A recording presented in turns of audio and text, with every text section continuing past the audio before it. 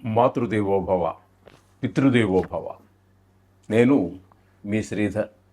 9295909819 ఇది నా నెంబర్ అండి.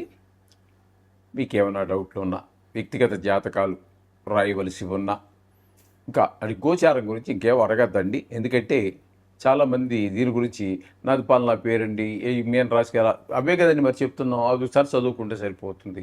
అది పెద్ద సమస్య కాదు. మీ ఊరిలో దగ్గరలో ఉన్నటువంటి గుడి పూజారి గారిని అడిగినా, ఏ పురోహితుడిని అడిగినా, పురోహితులు అక్కర్లేదండి దీనికి. చాలామంది బయట వాళ్ళకి కూడా, అనేక పనులు చేసుకునే వారికి కూడా ఈ రాశి మీద ఫలితాలు, రాశి ఏ రాశికి చెందుతుంది అనేది చాలామందికి తెలుసు. అందుచేత దానికోసం ప్రత్యేకించి ఫోన్ చేసి దయచేసి మమ్మల్ని ఇబ్బంది పెట్టకండి. మీ వ్యక్తిగత జాతకం తెలిస్తే మీకు సమస్య ఏంటనేది బయటకు వస్తుంది. దాని గురించి అయితే మాట్లాడండి, నేను మీకు సిద్ధంగా ఉంటాను రెడీగా. అంటే కొన్ని సందర్భాల్లో ఫోన్ ఎత్తకపోయినప్పటికీ, నేను ఏదైనా పనిలో ఉండి ఎత్తకపోయినా, ఏదైనా కొన్ని కారణాల వల్ల ఎత్తకపోయినా, చూసిన తర్వాత అయినా మీ ప్రశ్నకి నేను సమాధానం చెప్పగలవాడను అయ్యా.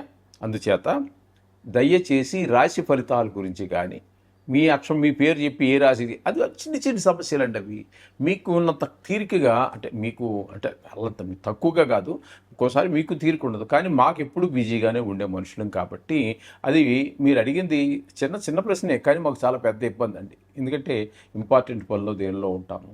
అందుచేత దయచేసి రాశి గురించి అడగద్దండి. మీ పేరు రండి నాదని చెప్పేసి కూడా అడగద్దండి.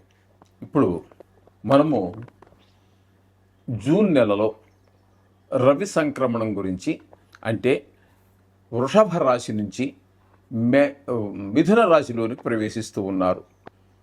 ఇప్పుడు 15వ తారీఖున ఈ రవి సంక్రమణం గురించి ద్వాదశ రాశుల వారికి ఏ విధమైనటువంటి ఫలితాలు ఈ సూర్య భగవానుడు ఇవ్వబోతున్నాడు. రాశి నుంచి రాశి మారుతున్నారు కాబట్టి, అంటే వృషభం నుంచి మిథునంలోకి మారుతున్నారు.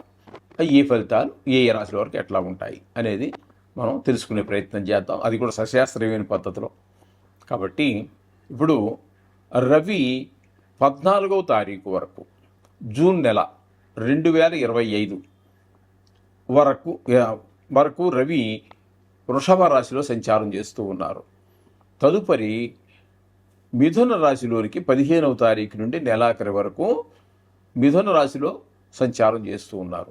ఈ సంచారం, రవి యొక్క సంచారం వలన, రవి సంక్రమణం అంటారు దీన్ని కూడా, ఒక రాశి నుంచి ఒక రాశికి మారడాన్ని. ఈ మారటం వల్ల ఏ రాశుల వారికి ఏ విధమైనటువంటి ఫలితాలు ఉంటాయి అనేది మనం తెలుసుకునేటటువంటి ప్రయత్నం చేద్దాం. రవి సంక్రమణం గురించి ఇప్పుడు మనము తెలుసుకోబోతున్నాము. రవి సంక్రమణం మిథున రాశి నుండి, మిథున రాశిలో 15వ తారీఖు వరకు ఉంటారు. తదుపరి జూలై 14 వరకు, అంటే జూన్ 15 నుండి జూలై 14 వరకు ఆయన సంచారం జరుగుతుంది. నెల రోజుల్లో ఏం జరుగుతుందంటే 15వ తారీఖు వరకు మిథున రాశిలోను, తదుపరి కర్కాటక రాశిలోను ఆయన యొక్క సంచారం జరుగుతున్నదండి. కాబట్టి ఈ రవి సంక్రమణం వలన ఏ విధమైన ఫలితాలు ఏ రాశుల వారికి ఉంటాయి అనేటటువంటిది సశాస్త్రీయమైన పద్ధతిలో మనం తెలుసుకునేటటువంటి ప్రయత్నం చేద్దాము. మేషరాశి వారికి కనుక మనం తీసుకున్నట్టయితే, తృతీయ స్థానంలో మరియు చతుర్థ స్థానాలలో సంచారం నెల రోజులు చేస్తూ ఉన్నారు. రవి సంక్రమణం గురించి తెలుసుకోబోతూ ఉన్నాము. రవి వృషభ రాశి నుండి మిథున రాశిలోనికి 15వ తారీఖు జూన్ నెలలో ప్రవేశించి జూలై 15 వరకు కూడా ఆయన మిథున రాశిలోనే సంచారం చేస్తారు. అంటే ఒక నెల రోజుల పాటు, జూన్ 15 నుండి జూలై 14 వరకు ఆయన నెల రోజుల పాటు మిథునంలో సంచారం చేస్తుంటారు. ఈ రవి యొక్క సంచారం, దీన్ని ఒక రాశి నుండి ఒక రాశికి మారడానికి సంక్రమణం అని చెప్పేసి అంటూ ఉంటారు. మన తెలుగు వ్యవహారిక భాషలో ఒక రాశి నుంచి ఒక రాశిలో మారుతున్నారని మనం చెప్పుకుంటాము. ఈ సంక్రమణం అనేది చాలా పవిత్రమైనటువంటిది. ఇది పితృదేవతలకి కొన్ని విశేషమైన పూజలకి కూడా చాలా అద్భుతంగా ఉంటుంది. అటువంటివి పితృకార్యాలకి, అంటే ఆ తర్పణాలు వదులుకోవడానికి వాటికి కూడా. సరే, ఏమైనప్పటికీ ఇప్పుడు మిథున రాశిలో ఒక నెల రోజుల పాటు ఆయన సంచారం చేస్తూ ఉన్నారు కాబట్టి, ఈ నెల రోజులు వారికి మనకు వచ్చేటటువంటి ఫలితం ఏ విధంగా ఉంటుంది అనేటటువంటిది ఏ ఏ రాశుల వారికి ఏ విధంగా ఉంటుంది తెలుసుకునే ప్రయత్నం చేద్దాం.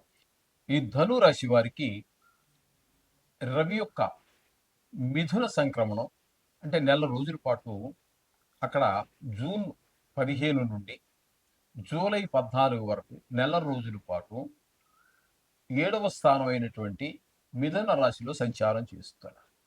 ఈ రాశులు 7వ స్థానంలో వారు సంచారం చేయటం వల్ల ఏ విధమైనటువంటి ఫలితాలు ఈ ధను రాశి వారికి కలగబోతున్నాయి, ఇవ్వబోతున్నారు ఆయన అనేటటువంటిది సశాస్త్రీయ పద్ధతిలో తెలుసుకునేటటువంటి ప్రయత్నం చేద్దాం. సామంత జన విద్వేష దారా పీడా సుతామయం ఉత్సాహభంగ కార్యాణి గోచరే సప్తమే రవౌ అని చెప్పి మనకి శాస్త్రం చెప్తోంది. రవి 7వ రాశిలో గనక సంచరించేటట్టయితే గోచార రీత్యా బంధుమిత్ర పరివారాలందరూ కూడా ఆళ్ళే కాకుండా తెలుసున్న వాళ్ళు, తెలియని వాళ్ళు, దూరం వాళ్ళు, దగ్గర వాళ్ళు అందరూ కూడా ఎందుకునో ఆ కారణంగా మనకి విరోధం పెంచుకుంటూ ఉంటారు మనతోటి. ఈ విధమైనటువంటి అందరితో విద్వేషం పెరిగేటట్టు అవకాశం ఉంటుంది. అలాగే కళత్రమునకు అంటే భార్యకు సంతానానికి కూడా శరీర పీడ అంటే అనారోగ్యాలు జరిగేటువంటి అవకాశం ఉంది. ఉత్సాహ భంగం, మీరు ఎంతో ఉత్సాహంగా ఏది పని చేసినప్పటికీ కూడా ఉత్సాహం అనేది కానరాదు, కనిపించదు. మీరు ఏ పని చేసినా అందులో విజయం సాధించలేనప్పుడు, ఫెయిల్యూర్ కనబడినప్పుడు, అంటే ఓడిపోయినప్పుడు మీకు ఉత్సాహం ఎలా కలుగుతుందండి? అంచేత ఉత్సాహానికి భంగం కలుగుతుంది. ఏ పని ప్రయత్నం చేసినా కూడా ఆ పనిలో అపజయమే ఎదురవుతూ ఉంటుందంట. ఈ విధమైనటువంటి ఫలితాలన్నీ కూడా మనకి శాస్త్రకారులు అందించారు. కాబట్టి ఈ విధమైన దుష్ప్రభావాలే ఎక్కువగా ఉన్నాయి. మీరు కూడా మనం చెప్పుకున్నటువంటి నవగ్రహాలు సంబంధించిన శ్లోకాలు వీలుంటే రోజు దగ్గరలో గుడి అందుబాటులో వాకబుల్ డిస్టెన్స్లో మీ ఆఫీసుకి కానీ మీ ఎక్కడైతే వ్యాపారానికి కానీ అడ్డంకి రాని సమయాన్ని బట్టి ఏదో ఎంచుకున్న రోజులో మీరు పొద్దుటే గుడి వెళ్ళి అలవాటు ఉంటుందని కొంతమందికి, వాళ్ళు ఖచ్చితంగా 100కి 100 పాళ్ళు స్నానం చేసిన వెంటనే ఇంటి దగ్గర కాఫీ కూడా తాగకుండా గుడికి వెళ్ళి దర్శనం చేసుకున్న నవగ్రహాల చుట్టూ తిరిగి ఇంటికి పోయేవాళ్ళు చాలా మంది ఉన్నారండి. అది ఎంత శుభప్రదమైన అలవాటు అండి అది. ఆ విధంగా కనుక మీరు చేసినట్టయితే వాళ్ళు ఒక 40 రోజులు, వారం రోజులు, 10 రోజులు ఇది లెక్కలేదండి వాళ్ళకి. నిత్యము జీవితంలో ఒక భాగం అంతే అది. That's all. ఇంటి దగ్గర పూజ ఇంటి దగ్గర ఉంటుంది. గుడికి కూడా వెళ్ళి, ఎందుకంటే మన ఇంటి దగ్గర చేసే పూజ మనకి ఇక్కడ ప్రాణ ప్రతిష్ఠ ఉంటుంది కదండి. మనం భక్తి ప్రధానం, ప్రాణ ప్రతిష్ఠ ఉందా లేదా అనేది దానికంటే. అక్కడైతే పండితుల చేత గుడి కట్టినప్పుడు ప్రాణ ప్రతిష్ఠ కూడా చేయిస్తారు కాబట్టి అక్కడ రోజు నిత్యం విశేషమైన పూజలు ఆ పూజారి గారు చేస్తూ ఉంటారు కాబట్టి అక్కడ క్షేత్ర మహత్యం అని చెప్పేసి ఏర్పడుతుంది. తద్వారా మంచి ఫలితాలు వచ్చే అవకాశం కూడా ఉంటుంది. చేత ఇంట్లో పూజ చేసేసుకుని గుడికి వెళ్ళి ఆ దర్శనం చేసుకుని వచ్చిన తర్వాతే కాఫీ తాగేసి టిఫిన్ తినేసి ఆఫీస్కి పోతూ ఉంటారు. ఒక్కొక్కళ్ళు ఉన్నారండి, చాలా మందిని చూశాను నేను కూడా. ఇతనితో పాటుగా 4 ఏళ్ల పిల్లవాడు, 5 ఏళ్ల పిల్లవాడు, 6 ఏళ్ల పిల్లవాడు, 10th క్లాస్ దాకా చదివేటట్టు పిల్లవాళ్ళని కూడా ఈయనతో పాటుగా గుడికి రోజు తీసుకొస్తాడు. అది ఎంత ఆయన జీవితంలో, ఆ కుర్రవాడి జీవితంలో ఏ రోజు తప్పుడు ఆలోచన కానీ, తప్పుడు కార్యాలు చేయటం కానీ ఇట్లాంటివన్నీ ఏం ఉండవండి. చిన్నప్పటి నుంచి ఆ గుడికి వెళ్ళటం, ఆ భగవంతుని దర్శనం చేసుకోవటం, ఆ భగవన్నామ స్మరణ చేసుకోవటం జీవితంలో ఎంతో ఉన్నతికి, అంటే డబ్బులు ఆర్థికంగా 10 మేళ కట్టాడు, 20 మేళ అవి కాదండి. ఆధ్యాత్మికంగా ఎంతో ఉన్నత స్థితికి చేరేటటువంటి అవకాశం ఆ పిల్లలకు వస్తుందండి. అది కొంచెం శ్రద్ధ తండ్రి తీసుకోవాలి.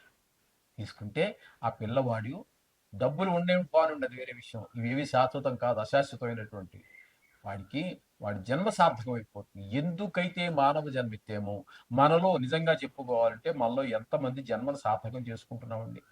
మనిషిని భిన్నంగా ఎందుకు పుట్టించాడు 64 లక్షల జీవరాశుల్లో? దాన్ని సాధించడానికి ఎంతమంది కృషి చేస్తున్నారు? ఇవన్నీ భగవద్గీతలో పురాణాలు ఉన్నటువంటి ఎక్కడ అంత దాకా వెళ్ళక్కర్లేదు. కానీ మంచి అలవాటు చేసుకోండి. రోజు దేవుని ప్రార్థించండి. ఈ కష్టాల నుంచి బయటపడండి. శుభం భూయాత్.